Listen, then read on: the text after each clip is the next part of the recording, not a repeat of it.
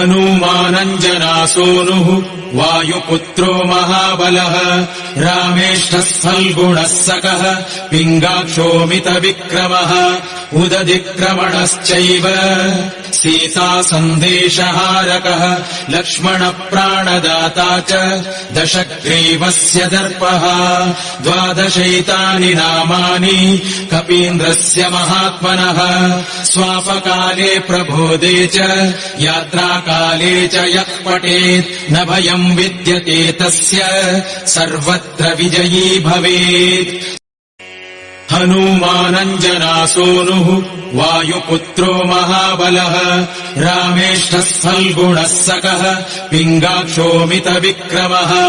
उदधिक्रमणश्चैव सीतासन्देशहारकः लक्ष्मणप्राणदाता च दशग्रीवस्य दर्पः